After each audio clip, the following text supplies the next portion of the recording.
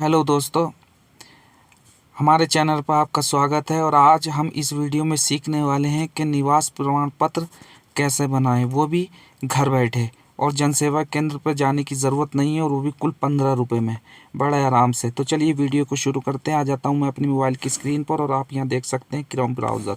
इस पर मैं क्लिक करता हूँ। क्लिक करने के बाद आप देख सकते हैं कुछ इस तरह का इंटरफेस आपके सामने आएगा। आप यहाँ पर देख सकते हैं सर्च गूगल और टाइप यूआरएल। बस आपको सिंपली इस पर लिखना है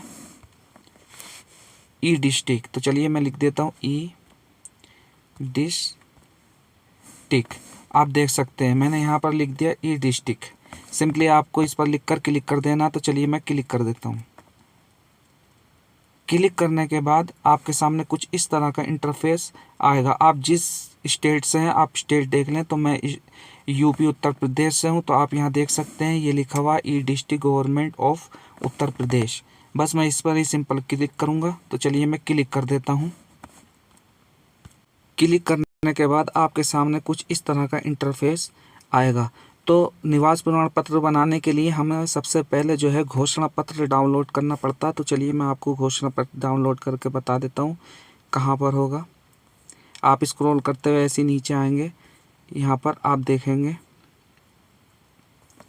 यहाँ पर नीचे स्क्रॉल करते हुए आने के बाद आप देख सकते हैं यहाँ पर ये लिखा हुआ है स्वयं प्रमाणित घोषणा पत्र। बस आपको सिंपली जो है इस पर क्लिक कर देना। तो चलिए मैं क्लिक कर देता हूँ।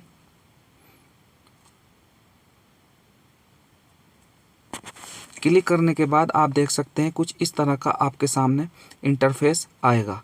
तो बस आपको चलिए मैं इस पर भरना बता देता हूँ कैसे भरेंगे। तो आप यहाँ देख सकते हैं मैं, यानी कि जिसका आप निवास प्रमाण पत्र बना रहे हैं, तो आप यहाँ पर उसका नाम लिखेंगे। उसके बाद आप उसके फादर का नाम लिखेंगे। उसके बाद यहाँ पर उम्र, जैसे उसकी उम्र है 1/1/2010, यानी 01/01/2010। तो कैसे लिखेंगे, यहाँ पर 01 लिखेंगे उम्र से पहले, 01, फिर उम्र के बाद लिखेंगे 01, और 2010 जो है वर्ष के आगे लिख देंगे। तो आप समझ गए, उम्र से पहले 01, फिर उम्र के बाद 01, फिर वर्ष के बाद जितना भी सन है उसकी 2010। व्यवसाय छात्र है, क्या है, काम करता है, या छात्रा है तो यहाँ पर छात्रा लिख देंगे। और अगर कोई काम नहीं करता है तो यहाँ पर लिख देंगे कुछ नहीं। और निवासी, यानी कि यहाँ पर जो उसका पता है पूरा, जहाँ पर वो निवास करता है वहाँ पर लिख देंगे। स्क्रॉल करते हुए आप नीचे आएंगे। नीचे आने के बाद आप देख सकते हैं यहाँ पर स्थान पर, यहाँ पर आप जहाँ से कर रहे हैं, जहाँ से वो रहता है, तो वहाँ स्थान लिख देंगे, उसके गांव का नाम, और यहाँ पर उसकी डेट डाल देंगे। यहाँ पर उसके हस्ताक्षर करेगा जो निवास पत्र बना रहा है अपना। तो निवास पत्र जिसका बन रहा है वो यहाँ पर हस्ताक्षर करेगा, और यहाँ पर उसका नाम लिखा जाएगा। तो बस सिंपली आप समझ गए कि घोषणा पत्र कैसे भरा जाएगा। अब मैं इसको डाउनलोड करने का तरीका बता देता हूँ। तो यहाँ पर आप ऊपर देख सकते हैं 3 डॉट, यहाँ पर 3 डॉट आप देख रहे हैं। यहाँ पर क्रोम, यहाँ पर ओपन करेंगे। तो चलिए मैं यहाँ पर क्रोम इस पर ओपन करता हूँ। ओपन करने के बाद आप यहाँ पर पहले ही देख सकते हैं, मैं स्क्रॉल करते हुए आप नीचे आएंगे तो आपको यहाँ लिखेगा, ये स्क्रॉल करते हुए नीचे आना, और आपको दिखेगा यहाँ पर डाउनलोड पेज। बस आपको सिंपली यहाँ पर क्लिक कर देना है। तो चलिए मैं क्लिक कर देता हूँ। क्लिक करने के बाद अब मेरा ये डाउनलोड हो गया। अब मैं इसको किसी दुकान पर जाकर फ़ोटो स्टेट वाले की ये प्रिंट वहाँ पर निकलवा लूँगा। निकलवा के सारा लिख लूँगा। सारा लिखने के बाद फिर मैं जो हूँ इस पर जो है लिख के, पता लिखने के बाद फिर फ़ोटो खींच के अपने मोबाइल में सेव कर लूँगा। और ध्यान रहे इसका साइज़ जो है 100 KB से तक होना चाहिए, 100 KB से ज़्यादा नहीं होना चाहिए। 100 KB तक ही एक्सेप्ट होगा, 100 KB के बाद एक्सेप्ट नहीं होगा। तो साइज़ कम कर लेना। तो चलिए अब मैं वापस फिर दोबारा होम पर आ जाता हूँ। यहाँ पर आप देख सकते हैं ये होम का बटन, मैं क्लियर फिर इस पर होम का बटन पर वापस आ जाता हूँ। वापस आने के बाद फिर मैं दोबारा यहाँ पर ई डिस्ट्रिक्ट लिख देता हूँ। ई डिस्ट्रिक्ट लिखने के बाद फिर मैं अपना यहाँ पर गवर्नमेंट उत्तर प्रदेश पर दोबारा पहुँच जाता हूँ। दोबारा आने के बाद अब मेरा जो है आप देख सकते हैं घोषणा पत्र डाउनलोड हो गया, लिख भी लिया, सेव भी कर लिया। अब इसके बाद जो है आप यहाँ पर ऑप्शन देख सकते हैं लॉगिन। बस सिंपली आपको जो है लॉगिन करना है। तो चलिए मैं लॉगिन पर क्लिक कर देता हूँ। लॉगिन पर क्लिक करने के बाद आप देख सकते हैं यहाँ पर सिटीजन लॉगिन ई साथी। बस सिंपली आपको जो है इस पर क्लिक करना है। तो चलिए मैंने सिटीजन लॉगिन ई साथी पर क्लिक कर दिया।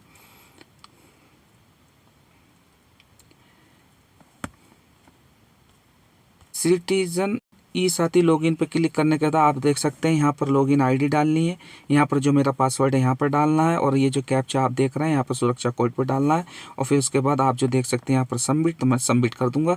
तो और ये मैंने जो है वीडियो लॉगिन आईडी कैसे बनाते हैं तो ये मैं वीडियो पहले ही बना चुका हूँ, आप मेरे चैनल पर जाकर देख सकते हैं कि जाति प्रमाण पत्र कैसे बनाएं। तो वहाँ पर जो है सबसे पहले मैंने जो है लॉगिन आईडी ही बनाना और पासवर्ड बनाना ही सिखाया है, तो आप वहाँ पर जाकर देख सकते हैं।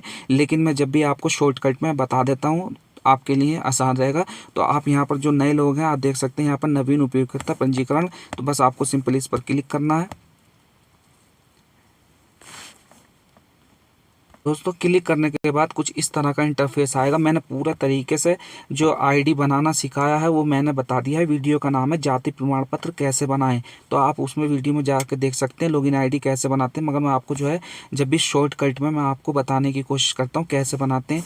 तो जैसे कि ऊपर आप देख सकते हैं कि ये लॉगिन आईडी दर्ज करें, तो आप जो है यहाँ पर जो भी है अक्षर 4 अक्षर नाम के शुरू के आप ले लेंगे जो भी है।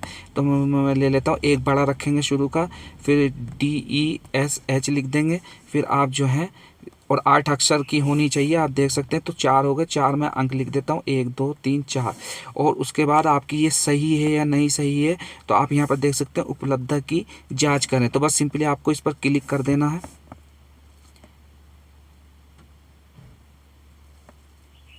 क्लिक करने के बाद देख रहे हैं आप इन लॉगिन आईडी का रिकॉर्ड पहले से ही मौजूद है, कृपया पुनः नई आईडी के लिए प्रयास करें। तो आप जो है फिर नया कोई दूसरा नाम जो है लिखेंगे। चलिए मैं आपको बता देता हूँ दोबारा।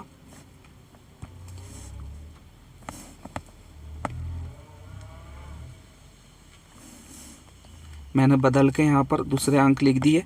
अब मैं जो हूँ फिर इस पर उपलब्धता की जाँच पर क्लिक करता हूँ। अब क्या कहता है,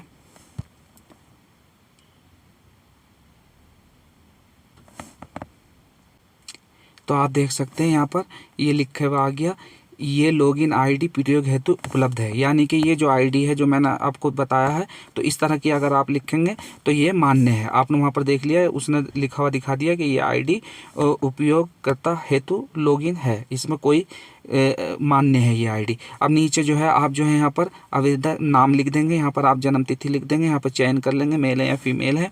फिर इसके बाद आप यहाँ पर लिख देंगे पता और यहाँ पर पिन कोड डाल देंगे, यहाँ पर ज़िला अपना चयन कर लेंगे।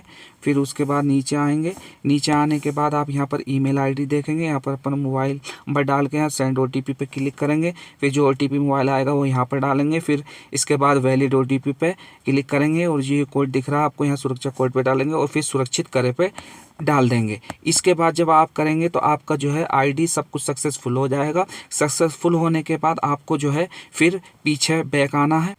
पीछे बैक आने के बाद आपने जो लॉगिन आईडी चूज़ करी थी वो आप यहाँ पर लिखेंगे और पहली बार जो आपका पासवर्ड आया है वो आप यहाँ पर डालेंगे। मोबाइल पर नंबर भेजा होगा ई-डिस्ट्रिक्ट वालों ने, आपका जो पासवर्ड है यहाँ पर डालेंगे। फिर यहाँ पर सुरक्षा कोड ये वाला डालेंगे। फिर सबमिट आप जब करेंगे तो आपका जो है फिर जो है अब बोलेगा कि आप जो है आप पासवर्ड को चेंज करिए, यानी कि सेफ्टी के लिए आपको फिर वो जो है पासवर्ड चेंज करने के लिए बोलेगा।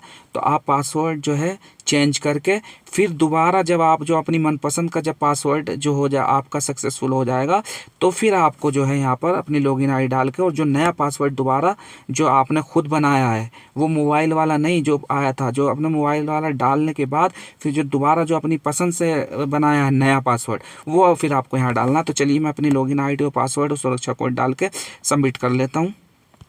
तो दोस्तों आप देख सकते हैं यहाँ पर मैंने अपनी लॉगिन आईडी लिख ली, यहाँ पर मैंने पासवर्ड डाल दिया, यहाँ पर जो है मैंने कैप्चा डाल दिया। अब मैं जो हूँ यहाँ पर देख सकते हैं सबमिट का ऑप्शन है, यहाँ पर अब मैं सबमिट कर देता हूँ। तो चलिए मैंने सबमिट कर दिया। तो दोस्तों सबमिट करने के बाद आप देख सकते हैं आपके पास जो है इस तरह का कुछ इंटरफेस खुल कर आएगा और आप यहाँ पर देख सकते हैं निवास प्रमाण पत्र। तो बस सिंपली हमें जो है इस निवास प्रमाण पत्र पर क्लिक करना। तो चलिए मैं इस पर क्लिक कर देता हूँ। निवास प्रमाण पत्र पर क्लिक करने के बाद आप देख सकते हैं यहाँ पर जो है हम जिसका निवास प्रमाण पत्र बना रहे हैं एंटर आधार नंबर करना है। यहाँ पर ये कैप्चा जो आप देख रहे हैं वो इस वाले बॉक्स में क्लिक करना है, फिर इस पर टिक करना है। फिर इसके बाद नीचे स्क्रॉल करते हुए आएंगे, आप देख सकते हैं। फिर यहाँ पर जो है सबमिट हमें कर देना है। तो चलिए मैं एंटर आधार नंबर डाल देता हूँ, सब कुछ डाल देता हूँ। और मोबाइल रजिस्टर होना चाहिए आधार नंबर पर, तभी आप इसको बना पाएंगे, क्योंकि OTP आएगा। तो चलिए मैं जल्दी जल्दी सब ये फॉलो कर लेता हूँ। तो दोस्तों आप देख सकते हैं यहाँ पर मैंने एंटर आधार नंबर कर लिया, यहाँ पर कैप्चा डाल दिया, यहाँ पर ये बॉक्स पे टिक कर दिया। अब इसके बाद नीचे स्क्रॉल करने के बाद मैं बस अब इसको सबमिट पे कर देता हूँ क्लिक। तो चलिए मैंने सबमिट पर इस पर क्लिक कर दिया।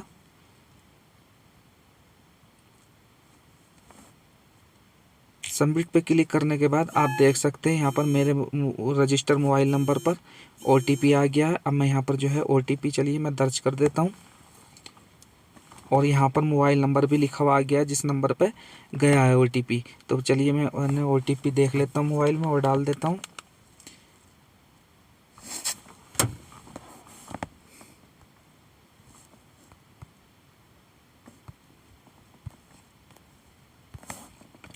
तो दोस्तों आप देख सकते हैं यहाँ पर मैंने ये OTP दर्ज कर दिया। अब मैं इस पर सबमिट पर क्लिक कर देता हूँ। तो चलिए मैंने सबमिट पर क्लिक कर दिया। तो दोस्तों आप देख सकते हैं यहाँ पर जो आधार कार्ड पे जो नाम लिखा हो वो लिख के हिंदी में आ जाएगा, वो लिख के इंग्लिश में आ जाएगा। और यहाँ पर आपको जो है चूज़ कर लेना है कि किसका बना। अगर लड़की का बना रहे हैं तो यहाँ पर पिता पर रहने देंगे, लड़के का बना रहे हैं जब भी पिता पर रहने देंगे। और फिर अगर कोई लड़की शादीशुदा बना रही है तो यहाँ पर जो है फिर इस पर पति पे टिक कर देंगे। तो ये जो है लड़की बना रही है तो इसलिए पिता पर ही हम रहने देंगे।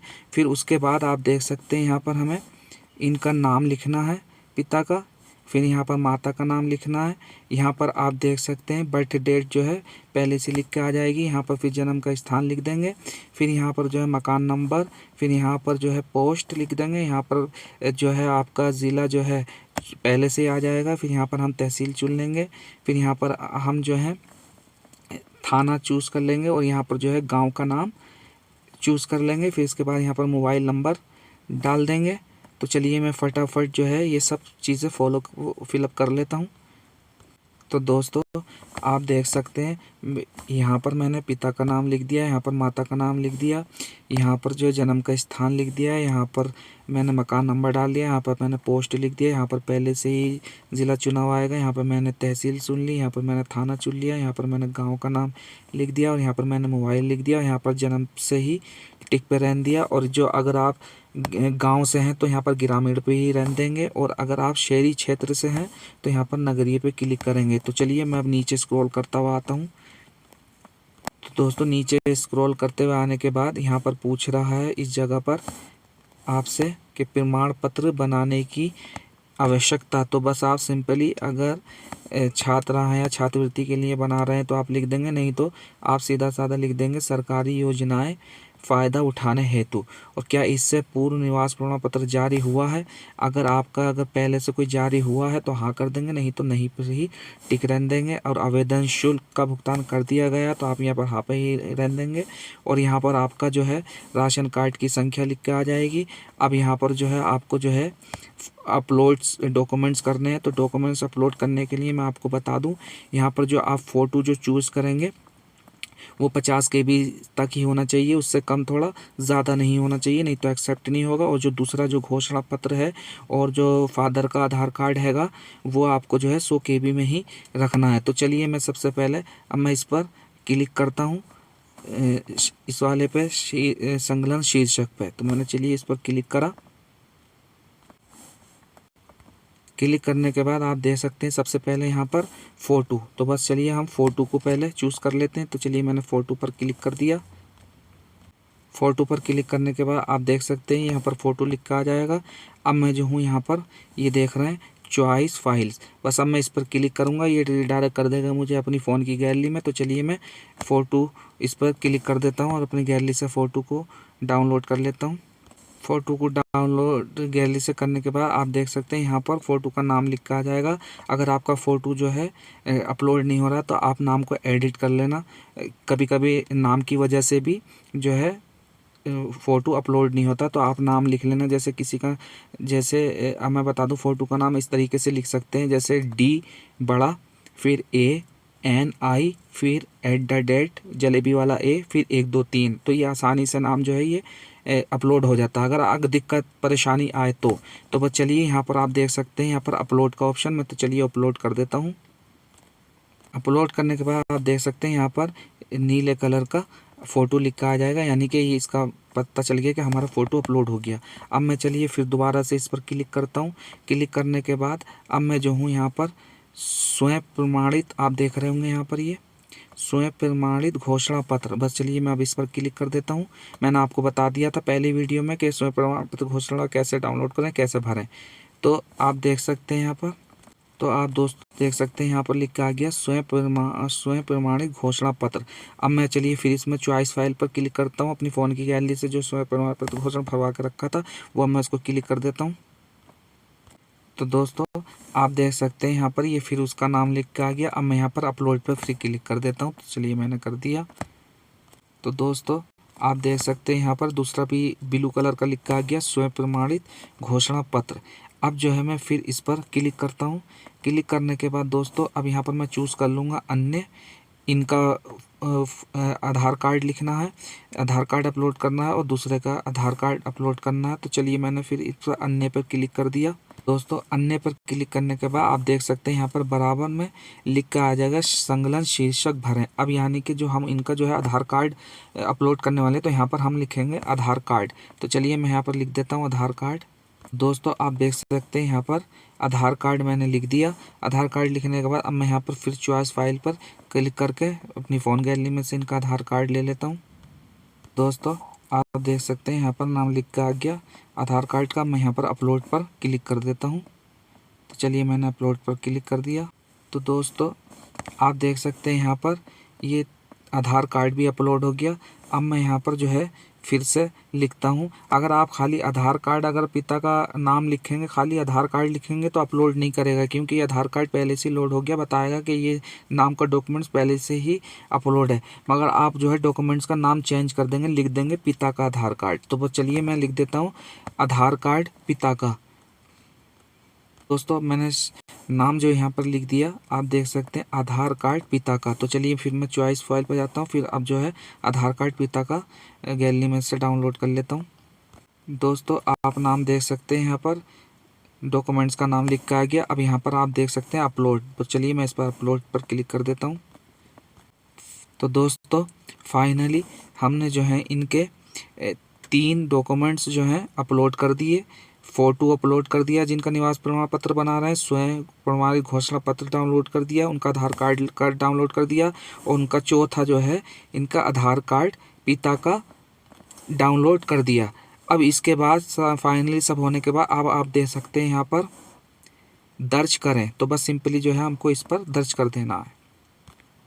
तो दोस्तों आप देख सकते हैं दर्ज करने के बाद यहाँ पर आपका जो है फ़ोटो आ जाएगा और यहाँ पर आपकी आवेदन संख्या आ जाएगी, और ये नोट कर लेना। इसी से आप स्टेटस चेक करेंगे कि हमारा निवास प्रमाण पत्र जो है बना है या नहीं बना है, रिजेक्ट हो गया है। यहाँ पर नाम लिखा आ जाएगा, यहाँ पर पिता का नाम लिखा आ जाएगा, यहाँ पर माँ का नाम लिखा आ जाएगा, यहाँ पर जन्म तिथि लिखा आ जाएगी, यहाँ पर गाँव का नाम लिखा आ जाएगा, यहाँ पर मोबाइल नंबर लिखा आ जाएगा। फिर यहाँ पर जो है आपका एड्रेस, मकान नंबर, पोस्ट, आपका जनपद क्या है, सब पूरी डिटेल्स जो है आपको सारी जो है चेक कर लेनी है।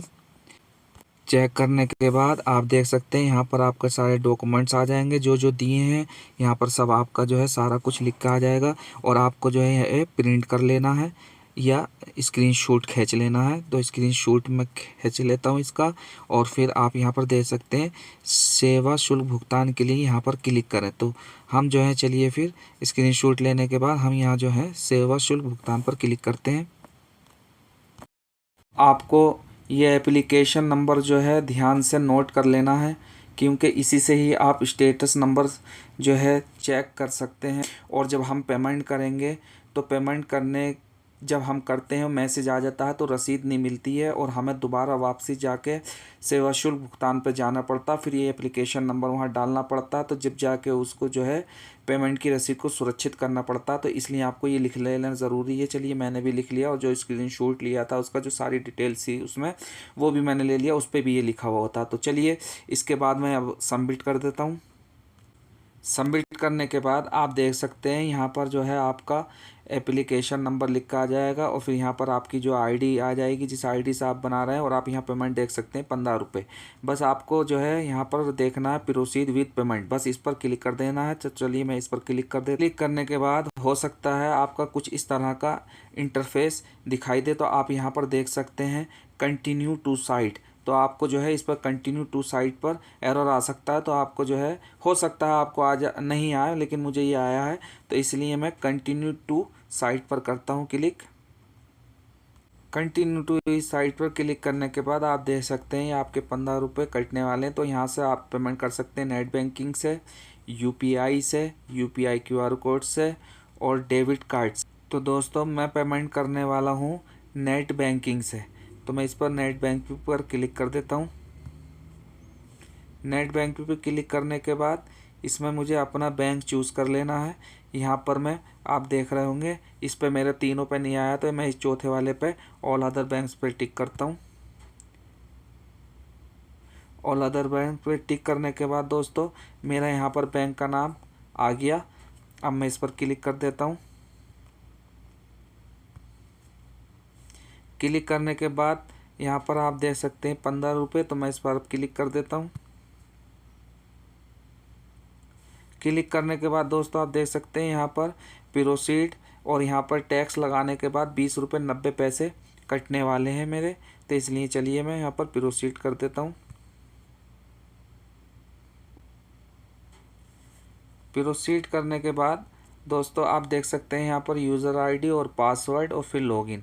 तो चलिए मैं अपनी यूज़र आईडी और पासवर्ड लॉगिन कर लेता हूँ। लॉगिन करने के बाद लॉगिन करने में यहाँ पर कंफर्म का ऑप्शन है, तो मैं यहाँ पर आप कंफर्म कर देता हूँ।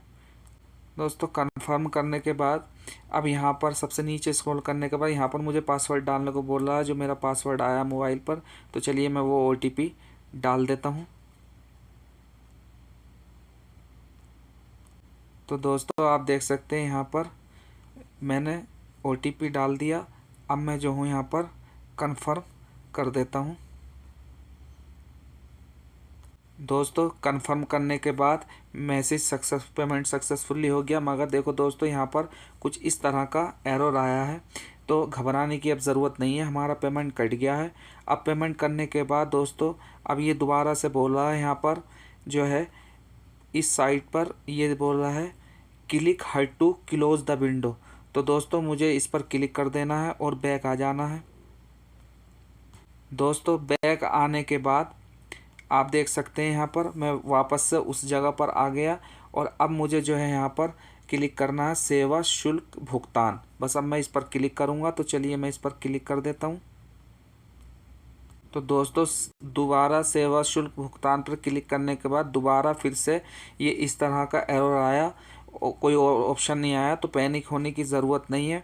तो मैं अब जो हूँ दोबारा अपने क्रोम ब्राउज़र की सारी डिटेल्स डिलीट करने के बाद फिर से मैं दोबारा उस साइट पर ओपन करूँगा। ई डिस्ट्रिक्ट पे जाऊँगा, अपनी लॉगिन आईडी पासवर्ड डालूँगा, फिर सेवा शुल्क भुगतान पे करूँगा, तो मेरा फिर जो है दोबारा रसीद जो वो आएगी। तो इसलिए मैं चलिए अब क्लोज़ कर देता हूँ सारा ब्राउज़र, डिलीट कर देता हूँ ब्राउज़र की हिस्ट्री, और फिर उसके बाद दोबारा से मैं ई डिस्ट्रिक्ट साइट पर लॉगिन करता हूँ।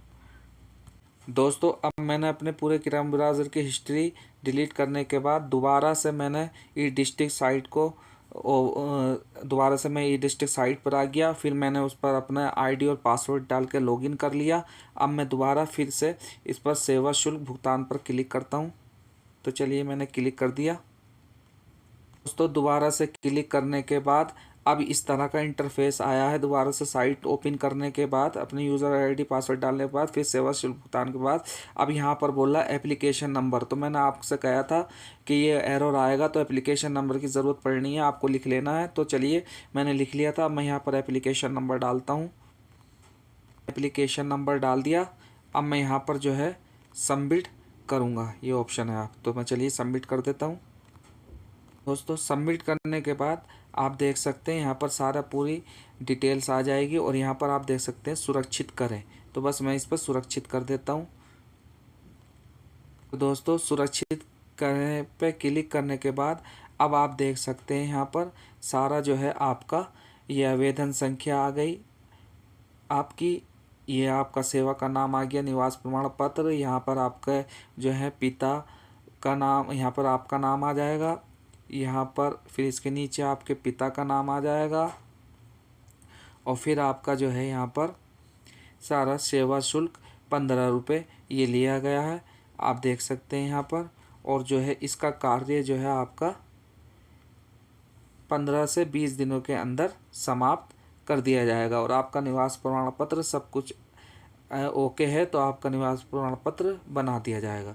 तो दोस्तों, अगर वीडियो पसंद आई हो तो लाइक करें, शेयर करें। तो देखा आपने, हम घर बैठे ही कितनी आसानी के साथ अपना निवास प्रमाण पत्र बना सकते हैं।